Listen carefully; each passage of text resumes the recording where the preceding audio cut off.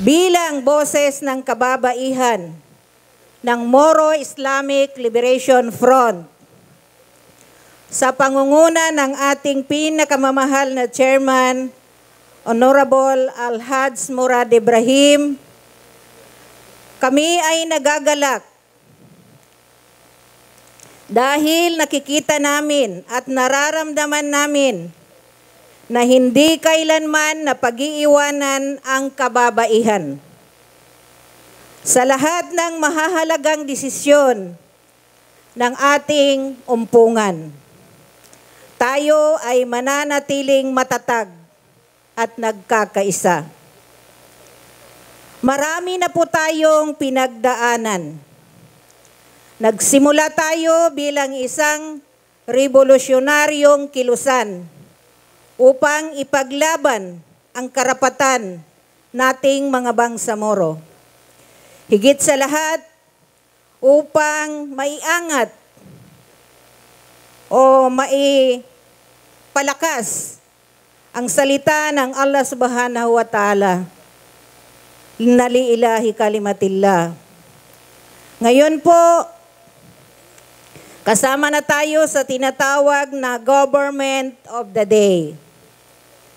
Ngunit hindi nangangahulugan na tapos na po ang laban or tapos na ang jihad. Ang MILF po ngayon, kasama ang kababaihan, ay nakikipaglaban sa pamamagitan ng kilusang panglipunan or social movement. Sa mga makabagong kilusan ngayon, tulad ng mga laban para sa kahirapan, karapatang pantao,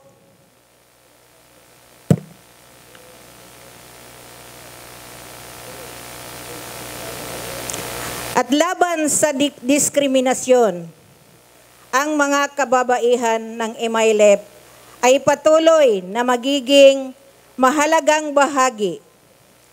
Tayo ang nagbibigay ng boses sa usaping hindi naririnig. At tayo rin ang nag-uugnay sa mga tao sa kanilang mga adhikain.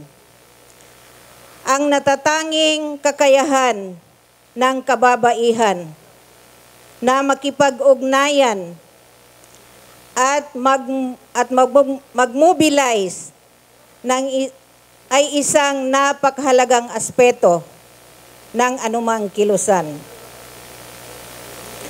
Sa pagkakaroon ng representasyon ng kababaihan sa mga desisyon at liderato ay mahalaga, sapagkat ang mga ito ay nagdadala ng iba't ibang perspective na nagbibigay liwanag sa mga problema ng lipunan.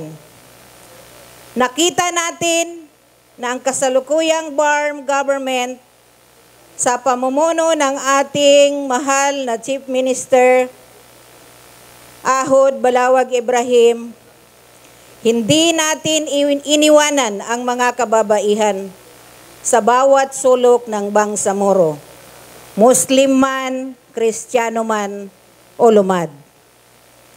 Sa puntong ito ay ikinagagalak kong ipaalam sa inyo na ating mga mujahidin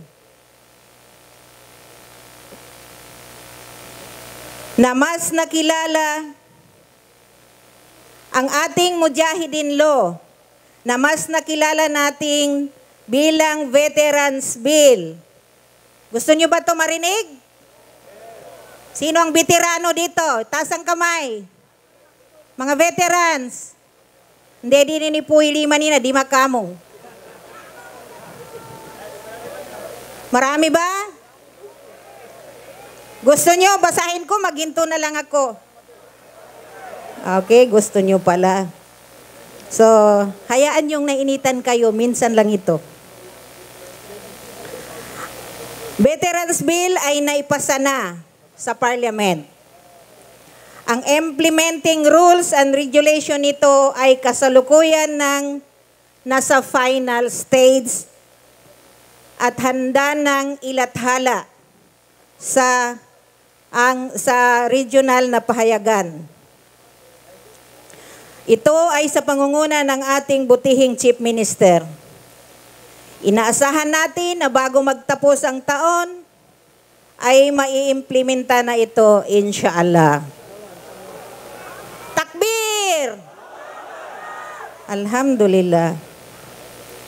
Inuulit ko po na sa final stage na ang IRR nito. Hindi pa po ito naiimplementa. Para din po sa information ninyo, wala po tayong kinukolekta na kahit piso. So diyan sa mga nangungulekta, binabalaan namin kayo. Huwag kayong mangolekta. Ang mahuli namin na mangolekta, hindi namin isasama ang inyong isasubmit na pangalan. Kaya kayong mga mujahidin, mga mujahidat na makasama dito, huwag kayong maniwala sa mga manloloko. Walang manloloko kung walang nagpapaloko.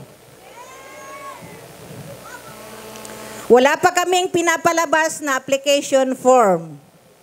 Kaya wag kayong maniwala dyan sa namimigay ng application form.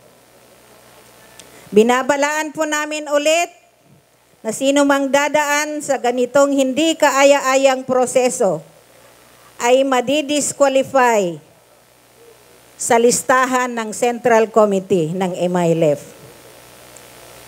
So gusto nyo ba yon? Madisqualify kayo? Kaya huwag kayong magpaloko.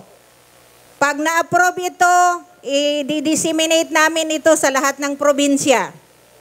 Kaya mayroong proseso ito. Malalaman at malalaman ninyo dahil i-aanonsyo namin at ipapatawag namin ang mga provincial chairman. So dadaan sa provincial chairman ng political committee. Ang BIAP naman dadaan sa kanilang base commander. Ang SWC dadaan sa provincial chairman ng SWC. Ang women sector ay dadaan sa political committee. Ang BWAP dadaan sa BIAF. Kaya meron tayong line of command. At yun din ang susundin natin. Pero lahat ng pagdadaanan nito ay hinihikayat namin na huwag tayong mangolekta kahit piso dahil ang mga mujahidin na ito ay matagal nang naghihintay. So huwag natin silang pansamantalahin. Bilang pansamantalang chairwoman din ng TFDCC, ng MILF, nais kong maiparating sa mga decommissioned combatant na magbigay po ako sa inyo ng cellphone number. Sinong mga decommission dito? Marami kayo. Nasa 26,145 na kayo. Magbibigay ako ng cellphone number. Iti-text nyo ang cellphone number na ito. Sabihin ninyo ang pangalan ninyo, anong phase kayo na decommission, yung profile ninyo at ano ang natanggap na ninyo para madali namin kayo malocate kung merong darating na mga magagandang benepisyo na makakasunod doon sa nakuha na ninyong benepisyo. So, isulat ninyo, ang number na ito ay 0917 622 4583. 0917 622 4583. Magpakilala lang po kayo kung sino kayo, decommissioned combatant kayo ng phase 1 ba, phase 2, phase 3, at ano na po ang inyong natanggap. Para po magka-updatean tayo. At sa loob ng taon na to ay posibleng pupuntahan namin kayo doon sa malapit na kampo na inyong tinitirhan. Inaanunsyo rin po namin ang usaping amnestiya po ay kasalukuyan ng on process. So alamin lang po ninyo sa opisina ng PSRO under kay Brother Anwar Alamada at sa opisina po ng Amnesty. Ang opisina ng Amnesty pansamantala ay nandoon sa UBJP headquarter na pinamumunuan ni Attorney Mary Ann Arnado, kasama sila Attorney Lanang Ali at MP Bailing Mantawil. So nag-ikot na po sila sa lahat ng bilangguan na merong mga na bilanggo doon ng mga kasamahan natin. So kung sino ang may kaso sa inyo, puntahan lang po ang opisina nila. Yung mga babae, kahit yung mga babae na may kaso, pwede po kayong mag-apply ng amnesty. So, daw pa ni adan gagalam-galaman ni na adang kaso nin, na di ka no pagtalipanda ka-open sa gunaso kapag apply sa amnesty. Para di ka no din masigkam. So, paalala lang po yun sa ating lahat. Bilang panghuli, sa ngalan ng lahat ng kababaihan ng Moro Islamic Liberation Front, nagpapasalamat kami sa gobyerno ng Pilipinas sa patuloy na pakikipagtulungan sa atin upang mas mapaunlad ang rehiyong Bangsamoro. Naway, mas lalo pa natin itong pag-igtingin sa mga susunod pang taon, inshallah. Naway magpatuloy ang pagkilala at pagpahalaga sa mga kontribusyon ng kababaihan sa ating lipunan. Sa sama-samang pagsusumikap, mas magiging matagumpay tayo ang ating layunin tungo sa mas nagkakaisang Bangsamoro. Pagpalaing Bangsamoro.